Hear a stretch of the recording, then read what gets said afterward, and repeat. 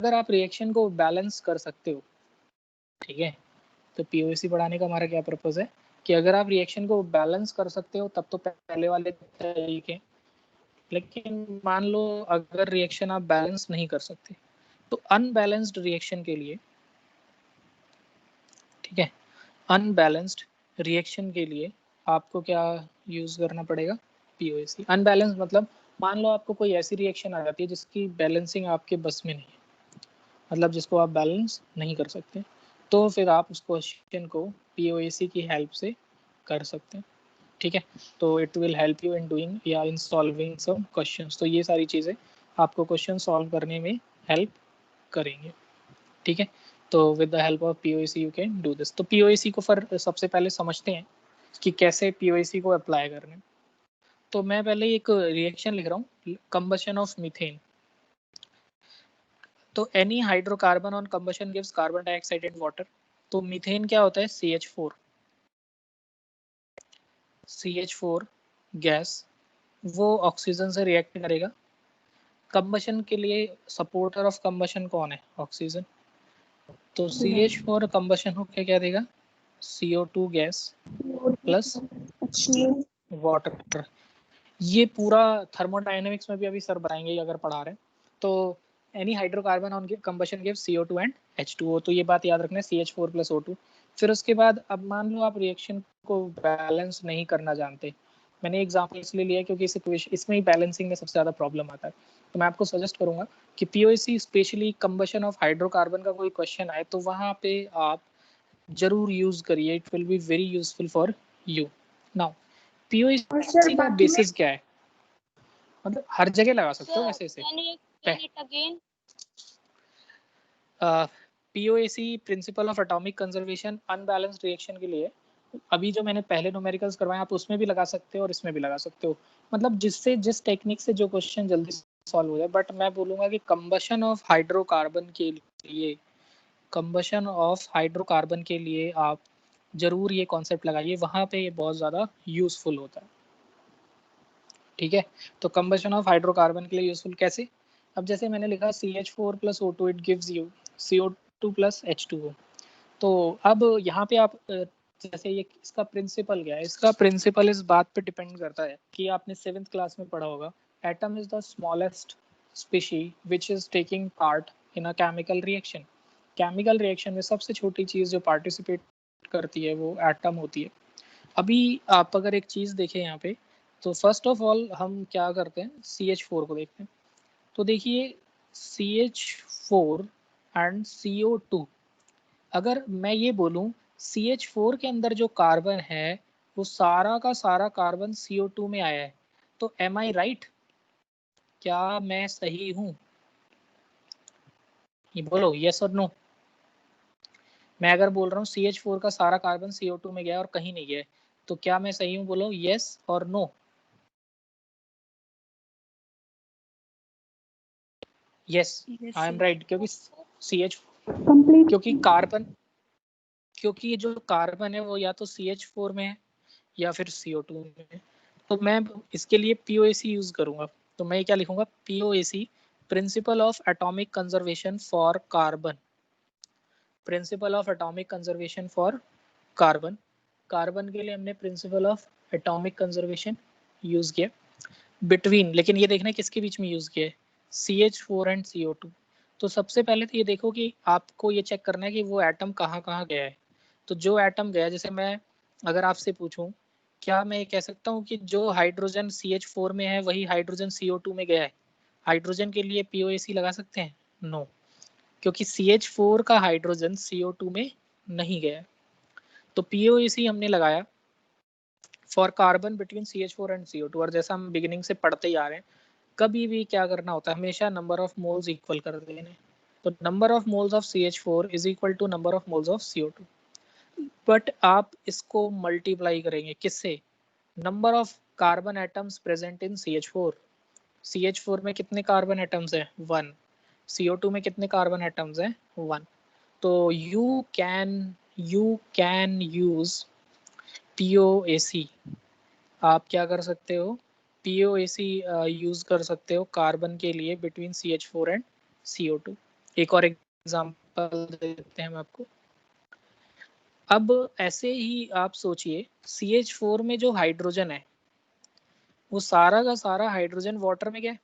तो मैं बोल सकता हूँ कि CH4 का सारा हाइड्रोजन वाटर में गया है, तो मैं बोलूँगा वाटर और CH4 के बीच में, वाटर और CH4 के बीच में हाइड्रोजन एटम कंजर्व है। तो मैं ये बात बोल सकता हूँ, मैं POAC लगा सकता हूँ हाइड्रोजन एटम के लिए बिटवीन CH4 एंड H2O। और जैसे हम पढ़ते हैं जब भी कोई चीज ऐसे दो एटम्स कंपेयर करेंगे तो नंबर ऑफ मोल्स बराबर कर देंगे। Number of moles of CH4 is equal to number of moles of CO2। फिर ध्यान देंगे कि POAC लगाया किसके लिए, हाइड्रोजन के लिए, तो CH4 में जितने हाइड्रोजन एटम्स होंगे उससे मल्टीप्लाई करोगे। तो ये ध्यान देना, बहुत ध्यान देना, यहाँ CO2 बच्चे की जगह H2O आएगा। हाँ राइट, राइट, ये मिसप्रिंट हो गया, प्रिंटिंग एरर। ठीक है, तो ये नंबर ऑफ मोल्स वाटर। तो अब हम क्या करेंगे, CH4 में हाइड्रोजन कितने हैं, 4, तो number of atoms hydrogen atom से मल्टीप्लाई करेंगे। देखो अब बच्चा पूछ सकते हैं सर आपने ऊपर लिखा है 1, यहाँ लिख दिया 4, तो फर्क क्या है? ऊपर था POAC कार्बन के लिए, नीचे POAC किसके लिए, हाइड्रोजन के लिए। ठीक है, अब वाटर में कितने हाइड्रोजन के एटम्स हैं, वाटर में जितने हाइड्रोजन के एटम्स हैं आप उससे उसे क्या कर दोगे, मल्टीप्लाई कर दोगे। तो वाटर में क्या है, 2 है, तो आप H2O को किससे मल्टीप्लाई करोगे, 2 से। तो आपने H2O को मल्टीप्लाई कर दिया बाय 2। तो इस तरीके से आप POAC लगा सकते हो और क्वेश्चंस को सॉल्व कर सकते हो। पहला मैंने जो करवाई थी ट्रिक, वो ट्रिक थी किस लिए, कि अगर आपको रिएक्शन बैलेंस्ड पता है। ये POAC का क्या फ़ायदा है, अगर आपको रिएक्शन अनबैलेंस्ड पता है, अगर आपको अनबैलेंस्ड रिएक्शन पता है तो फिर आप क्या लगा सकते हो, POAC लगा सकते हो। तो इट विल हेल्प यू, ये आपको हेल्प करेगा। ठीक है, नाउ अब सर एक एग्जांपल करवाइए POAC पे बेस्ड, ताकि हमें थोड़ा सा समझ आए कि कैसे करना है क्वेश्चंस को। तो मैं एक क्वेश्चन करवाता हूँ। हाँ बोलिए, एक बार इसे दोबारा बताना। C6H18 लेना। C6H18 से, ठीक है मैं वो एग्जांपल लेके भी करवाता हूँ। अभी ये वाला समझाऊं या C6H18 वाले एग्जांपल को लेके बताऊं? सर एक बार इसे POC बता दो। ओके, सर जो POAC अनबैलेंस रिएक्शन के लिए, हाँ अगर आपको रिएक्शन बैलेंस करनी नहीं आती तो आपको POAC यूज करना। सर इसमें बैलेंस्ड हो जाएगी फिर? नहीं नहीं, आंसर सही आ जाएगा, बैलेंस करो या ना करो। देखो अगर रिएक्शन बैलेंस ही करनी आ गई फिर तो जिससे आंसर आसानी से निकले वो यूज करिए, जिससे आंसर आसानी से निकले वो यूज करिए। तो अभी POAC दोबारा हम समझाते हैं कि व्हाट इज POAC। तो POAC क्या है हमारा, तो सबसे पहले तो POAC है क्या चीज। POAC है एटम का कंजर्व रहना। हम सबसे पहले ये देखते हैं कि कौन से दो एलिमेंट के बीच में एटम कंजर्व है। जैसे अगर हम इस रिएक्शन को ऑब्जर्व करें CH4 plus O2 CO2 plus H2O, तो हम इसमें ये कह सकते हैं CH4 और CO2 में सारा कार्बन जो CH4 में है वो CO2 में आया है। तो इसलिए हमने क्या किया, हमने बोला एटम इज कंजर्व, तो वर्ड लिख दिया इसे एटम इज कंजर्व। इतनी बड़ी स्टेटमेंट को शॉर्ट में लिख दिया प्रिंसिपल ऑफ एटॉमिक कंजर्वेशन। जैसे law of conservation of mass होता है ऐसे ये भी बोलो लॉ ऑफ एटॉमिक कंजर्वेशन है कि एटम का कंजर्व है किसके बीच में, कौन सा एटम कंजर्व है, कार्बन। किसके बीच में, CH4 और CO2 के बीच में। जिसके बीच में हम एटम कंजर्व करते हैं उसके मोल्स को इक्वल कर देते हैं और उसे मल्टीप्लाई करते हैं कि CH4 उस CH4 के फॉर्मूले में जो एटम कंजर्व किया है, जैसे यहाँ पे CH4 में कार्बन कंजर्व किया है तो कार्बन का नंबर कितना है उससे मल्टीप्लाई करते हैं।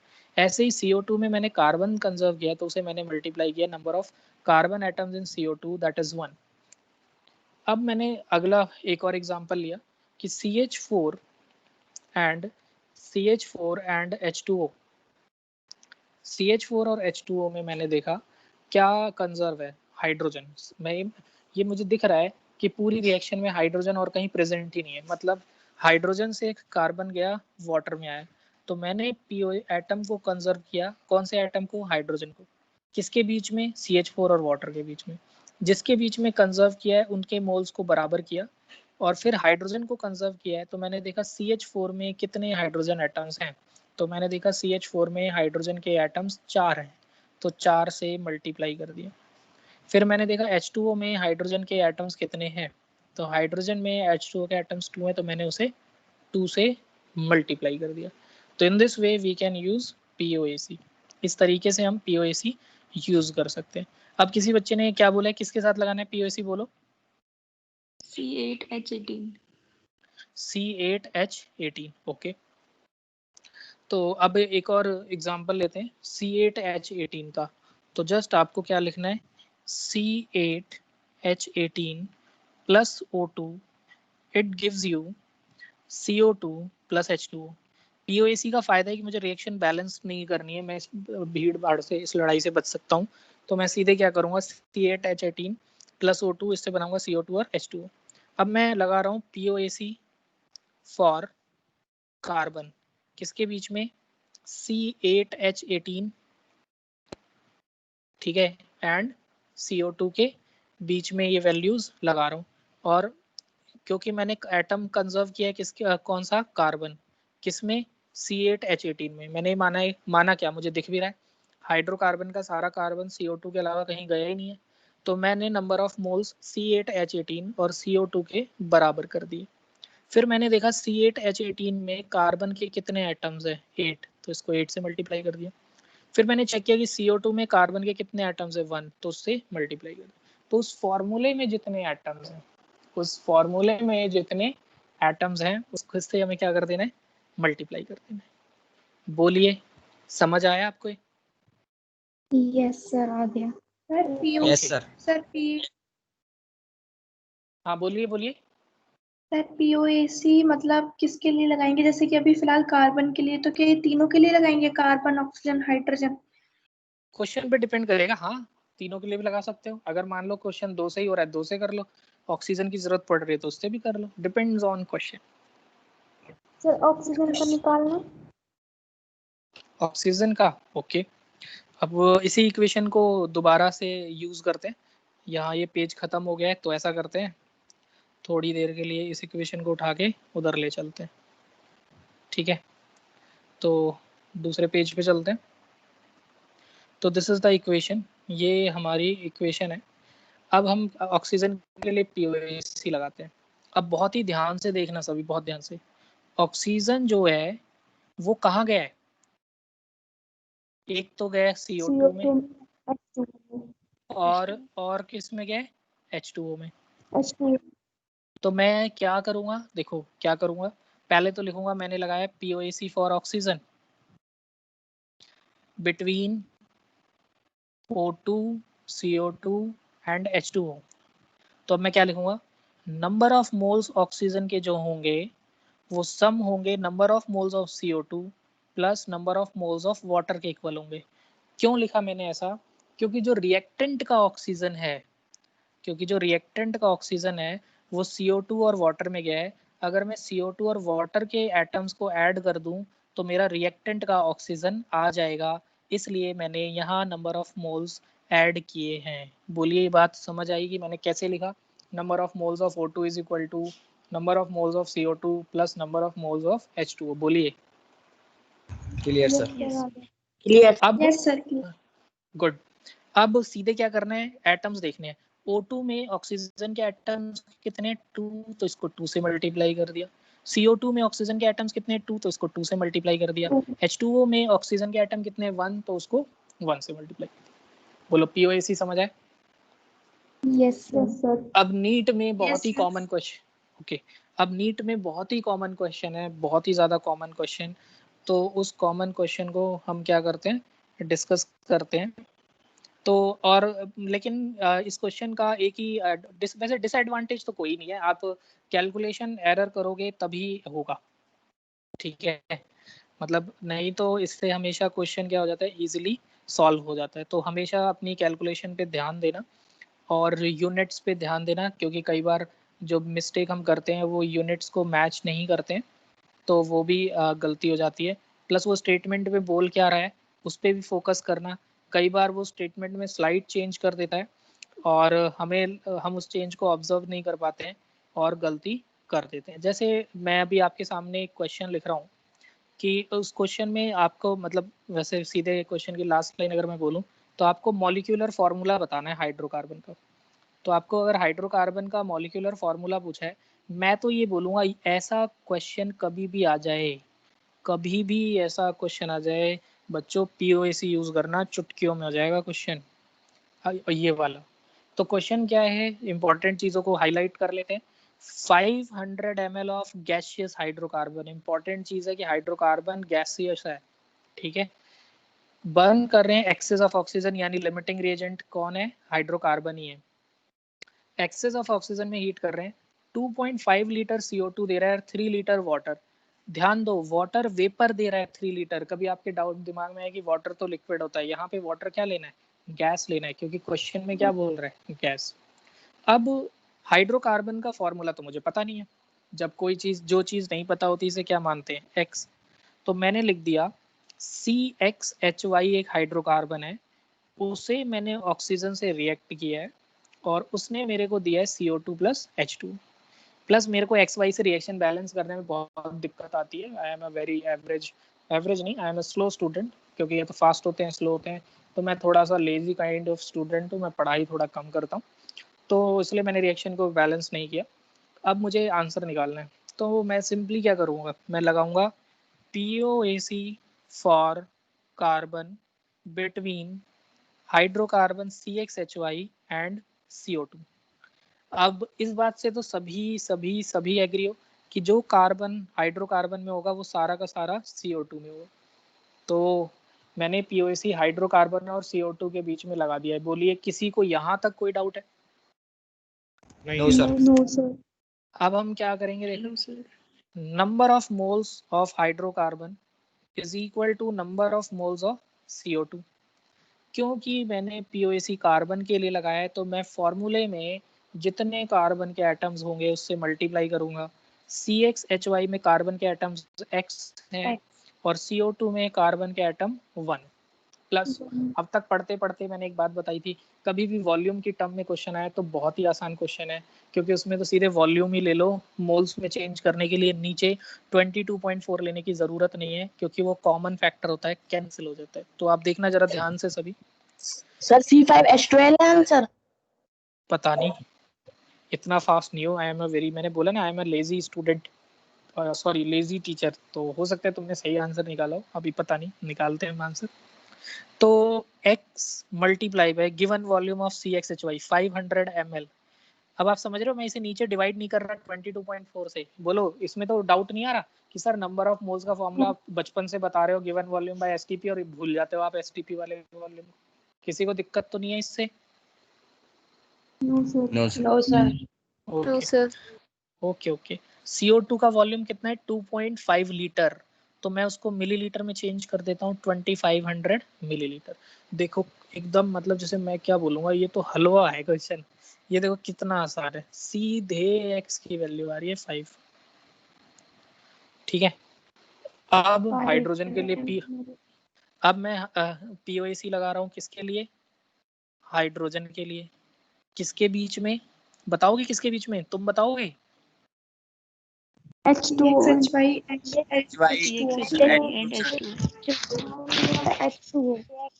Sir H2O। गुड।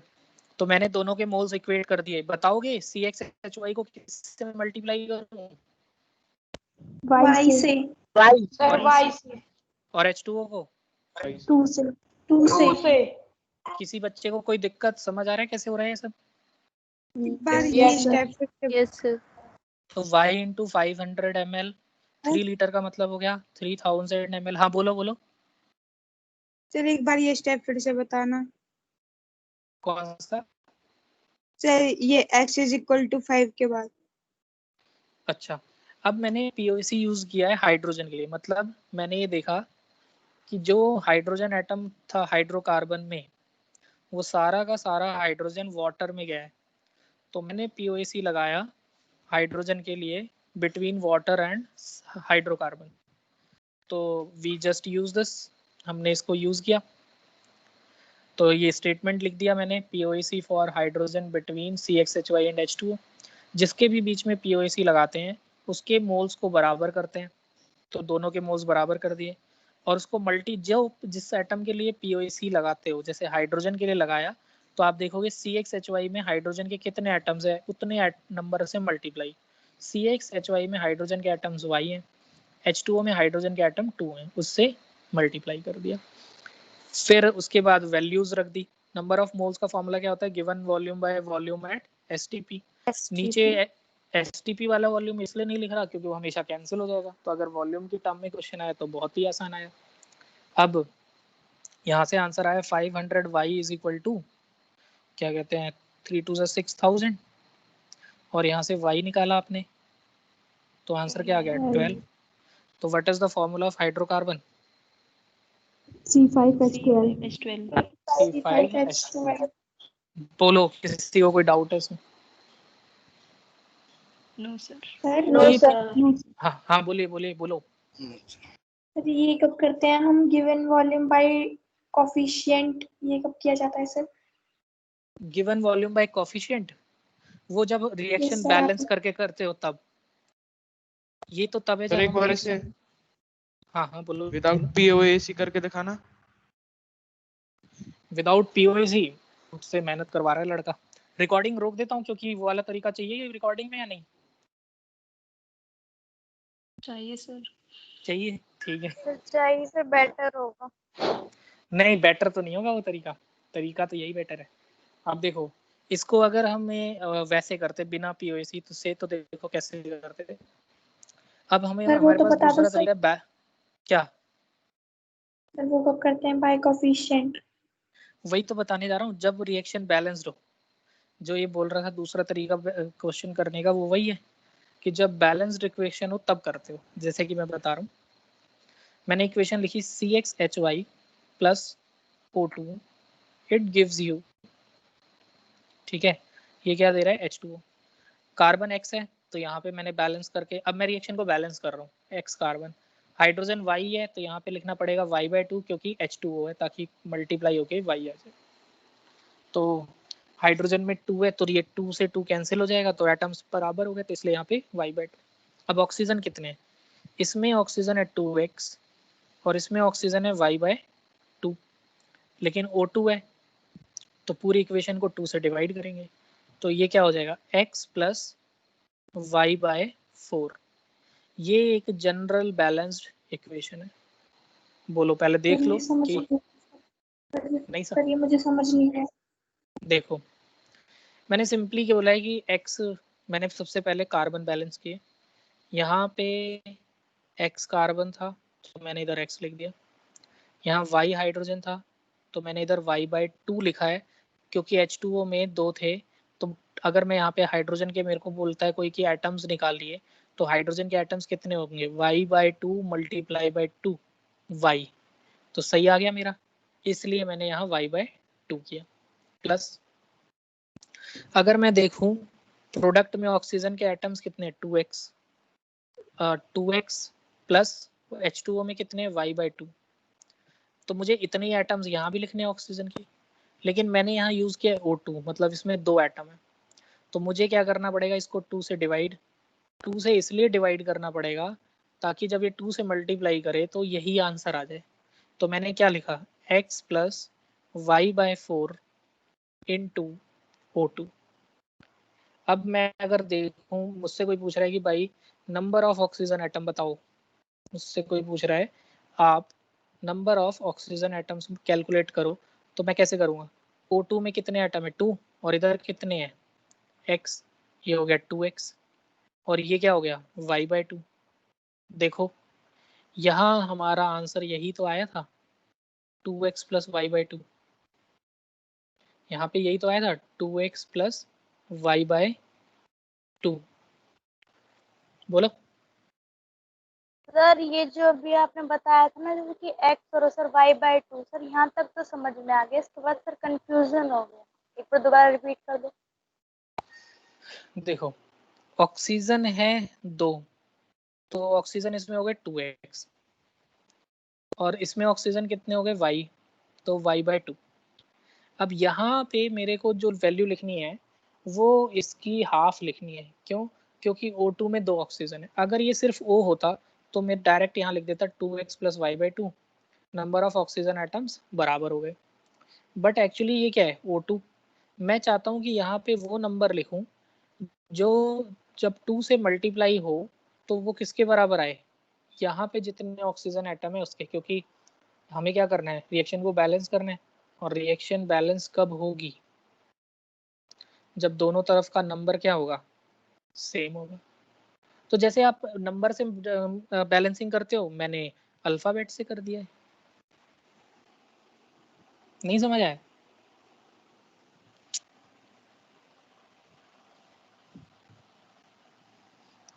बोलो बोलो। आ गया सर। आगे आ गया सभी को? ओके। अब जैसे आपने पूछा कि अब इस क्वेश्चन को करते हैं इस वाले तरीके से, तो ये हमारा क्वेश्चन है। तो इस क्वेश्चन को मैं यहाँ पे लिख देता हूँ, ठीक है, ताकि फिर से हमारी मेहनत बच जाए। तो ये रहा क्वेश्चन। अब मैं इसे सॉल्व करता हूँ। देखिए, अगर बैलेंस्ड इक्वेशन लिख सकते हो आप, तब तो जो बच्चे ने बोला है वही तरीका यूज करो। Number of moles of CxHy is equal to number of moles of CO2 divided by coefficient. Hydrocarbon का कोफिशिएंट है 1 और CO2 का कोफिशिएंट है, अगर आप देखोगे तो CO2 का कोफिशिएंट क्या है? x। तो ये आ गया x, ठीक है। तो number of moles of CxHy by 1 equal to number of moles of CO2 by x। अब नंबर ऑफ मोल्स का फॉर्मूला क्या होता है? गिवन वॉल्यूम बाय, वो तो लिखने की जरूरत ही नहीं है, STP वाला वॉल्यूम। CO2 का वॉल्यूम कितना दे रखा है? 2500 ml। 2.5 लीटर गिवन है, 1000 से मल्टीप्लाई किया यूनिट सेम रखने के लिए, डिवाइडेड बाय x। तो देखो यहाँ से x क्या आ गया? 5। बोलो, यहाँ तक कोई डाउट किसी को आया समझ में कैसे किया है? यस सर, आ गया। Yes sir. अब दूसरा, number of moles of CxHy is equal to number of moles of H2O। Coefficient से डिवाइड करते हैं। हाइड्रोकार्बन का कोफिशिएंट 1 है और वाटर का कोफिशिएंट क्या है? y/2।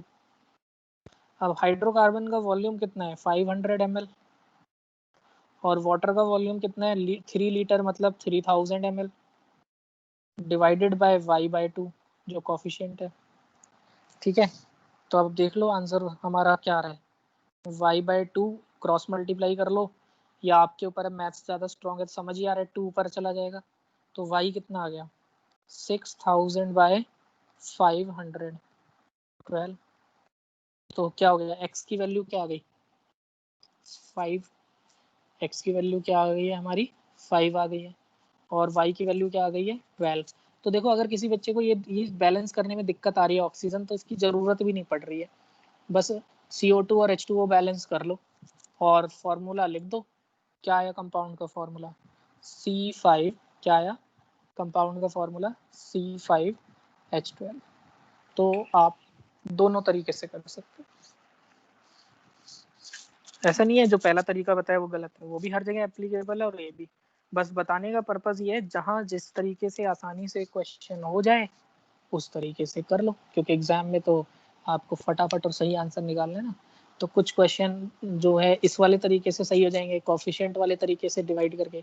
कुछ क्वेश्चन पीओएसी, देखो पीओएसी से कितनी जल्दी हो रहा है, अभी तो आप पहली बार सीख रहे हो, नहीं तो आप इस क्वेश्चन को विदिन सेकंड कर देते, मतलब 30 सेकंड से ज्यादा टाइम नहीं लगाते पीओएसी की प्रैक्टिस होने के बाद, ठीक है। बोलो। Yes sir. Yes sir. Yes sir. Okay, तो समझ आए? कोई डाउट तो नहीं है इसमें? No sir. No sir. ठीक है। एक्सक्यूज तो मी सर। पीओएसी, बोलिए बोलिए। सर एक और पीओएसी का क्वेश्चन करा दो, क्वेश्चन कराया तो नेटवर्क इशू हो गया तो समझ नहीं पाए थे, एक और क्वेश्चन करा दो पीओएसी का।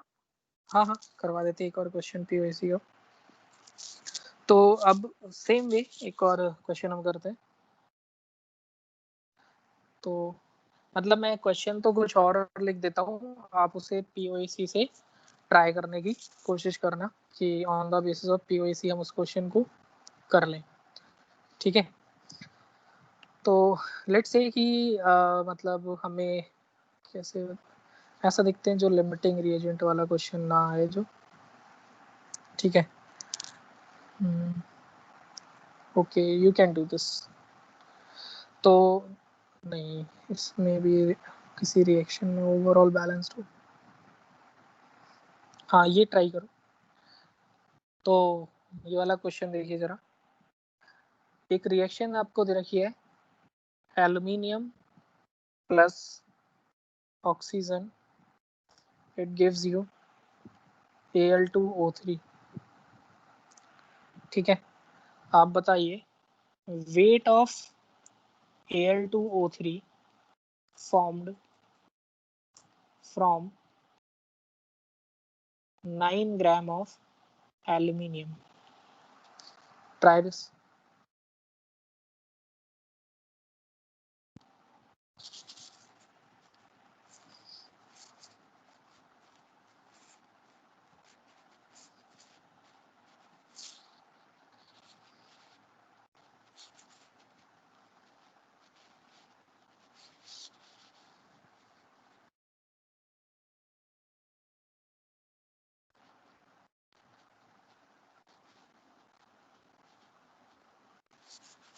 तो पहला वाला फॉर्मूला दिखाना, पीओएसी का जो पहला क्वेश्चन कराया हुआ है।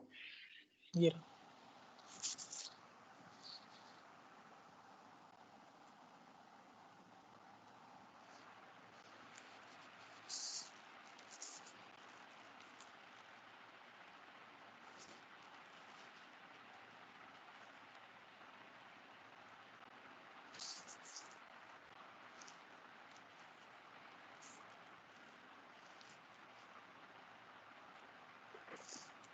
सर 17 ग्राम। पता नहीं मेरे को, और बच्चों को भी करने दो क्वेश्चन। ये पेज हटा दूं क्या? Yes sir.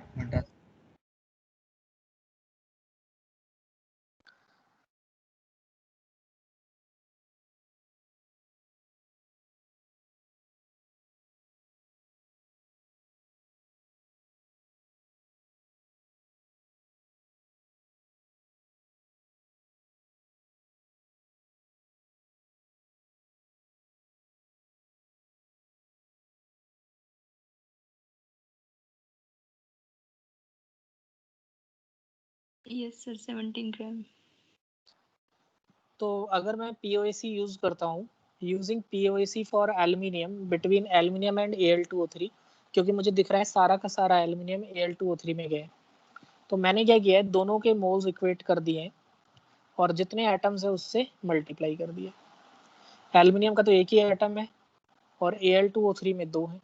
Number of moles का फॉर्मूला क्या होता है, given mass by molar mass of aluminium, ये मेरे को क्वेश्चन में देना चाहिए था।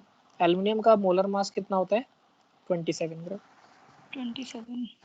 ठीक है, तो 9/27 is equal to given mass of Al2O3 निकालना है, और what is the molar mass of Al2O3, तो 54 प्लस 48 कितना, 102। 102 ग्राम। 102 मल्टीप्लाई बाय 2, तो ये सॉल्व किया, ये आ गया 3 और ये कैंसिल किया 51, तो W कितना आ गया, 51/3, 17 ग्राम। बोलो। Excuse me sir. हाँ बोलिए, बोलो बोलो। सर इस एल बैलेंस इक्वेशन एल के सामने 2 नहीं है तो 2 से मल्टीप्लाई नहीं होगा। नहीं नहीं, POAC में हम बस फॉर्मूले में देख लेते हैं कितने एटम्स हैं। अगर आप बैलेंस कर रहे हो तो दूसरा तरीका यूज करना पड़ेगा, ये तो मैंने POAC की प्रैक्टिस करवाई। POAC में हमें बैलेंस नहीं करना है। देखो एक तरीका मैंने बताया जब आपको रिएक्शन बैलेंस बताओ, एक तरीका बताया मैंने जब आपको रिएक्शन अनबैलेंस्ड बताओ। Okay sir. क्लियर है? Yes sir sir. ये आप हाँ बोलो, किसी ने कुछ बोला? बोलो बोलो बच्चों। सर ये रीजन देना सर, उसमें 2 मतलब एल्यूमिनियम 2 देखा सर, आपने 2 से मल्टीप्लाई क्यों नहीं किया? टू है सर। हाँ क्योंकि मैं पीओएसी लगाता हूँ सिर्फ एटम के लिए और अनबैलेंस्ड एज्यूम करता हूँ इक्वेशन को, ठीक है। मतलब मुझे कॉफिशिएंट से मतलब नहीं होता पीओएसी वाले मेथड में। मैं कभी भी पीओएसी वाले मेथड में कॉफिशिएंट का यूज कभी भी नहीं करूंगा। आप देखो मैंने किसी में भी कॉफिशिएंट का यूज नहीं किया। वी नेवर नेवर, आप इसे एज अ नोट अपने दिमाग में रख सकते हो। We never use coefficient in POAC. We always use number of atoms present in a formula. किसी फॉर्मूले में कितने एटम्स प्रेजेंट है हम हमेशा वो यूज करते हैं। जैसे एल्युमिनियम में एक एटम है और फिर हम ये देखेंगे Al2O3 में कितने एटम है, ठीक है। ओके सर एक और क्वेश्चन कराना। एक और क्वेश्चन, ठीक है। तो एक और क्वेश्चन करते हैं on the basis of POC. मेरे को थोड़ा सा टाइम दो, ढूंढना पड़ेगा मेरे को कोई क्वेश्चन, क्योंकि ये तो तुम्हारे लिए आसान हो गया। तो कोई ठीक ठाक सा क्वेश्चन हो, ये चल जाएगा पीओएसी के लिए, क्योंकि ये पीओएसी के अलावा किसी और तरीके से बच्चा करेगा कर ही नहीं पाएगा इस क्वेश्चन को। क्वेश्चन है कि अगर हम क्या कर रहे हैं, 100 ग्राम इथीन को पॉलीमराइज कर रहे हैं, ठीक है। तो इथीन को जब पॉलीमराइज करते हैं तो क्या बनाता है, पॉलीथीन बनाता है, ठीक है। तो when 100 gram ethene polymerises to polythene, और वो जिस इक्वेशन के अकॉर्डिंग बनता है वो इक्वेशन क्या है, according to equation n moles of CH2 double bond CH2 ethene है और वो बनाएगा पॉलीथीन। पॉलीथीन में क्या होता है, एक लॉन्ग चेन होती है इथीन की, इनफाइनाइट टाइम्स जुड़ती है। तो उस number of time n times को हम क्या मान लेते हैं, वो वैल्यू n। तो ये इक्वेशन है n टाइम्स ऑफ इथीन। तो क्वेश्चन है the weight of polythene produced will be, the weight of polythene produced will be, कितना वेट पॉलीथीन का प्रोड्यूस होगा, ट्राई करिए।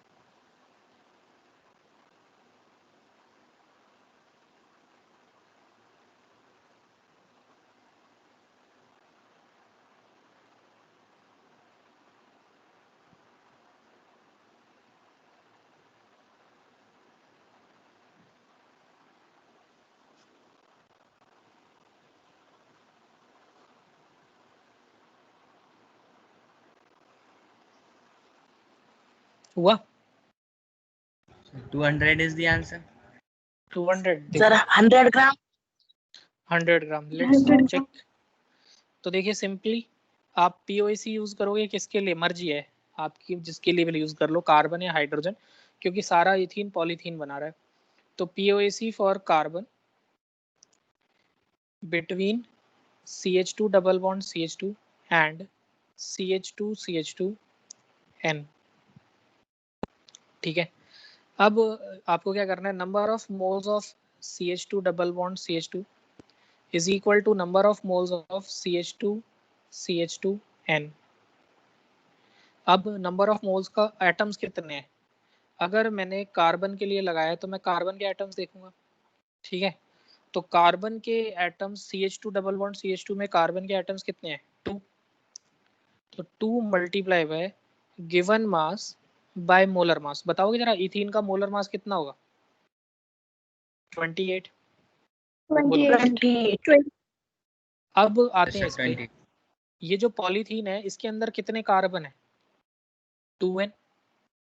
2। कितने, 2n n से मल्टीप्लाई भी तो हो रहा है, इथीन n टाइम्स है ना। ध्यान से देखो इसमें कार्बन कितने, 2n। तो मल्टीप्लाई किया मैंने इसे गिवन मास कितना है वो तो निकालना है W। मोलर मास कितना होगा, आप एक देखो जरा, मोलर मास 28n होगा, बोलो। यस सर क्योंकि इथीन का 28 है और n टाइम्स है तो 28। बस अब आप इसे सॉल्व करिए, तो 2 से 28 सॉरी n से n, हाँ n से n गया, 2 से 2 गया, 28 से 28 100। अब सुनो, ऐसा अगर क्वेश्चन कभी आए तो इस क्वेश्चन को अगर तुमने ऐसे सॉल्व करने का पाप किया तो भगवान तुम्हें कभी माफ नहीं करेगा। ठीक है, तो बेटा ऐसा क्वेश्चन अगर एग्जाम में आ रहा है जिसमें एक ही रिएक्टेंट है और एक ही प्रोडक्ट है, तो प्लीज पेन को हाथ लगाकर केमिस्ट्री का और पेन का अपमान मत करना, पाप मत करना, सीधे यूज करना law of conservation of mass. Law of conservation of mass बोलता है total mass during a reaction is conserve.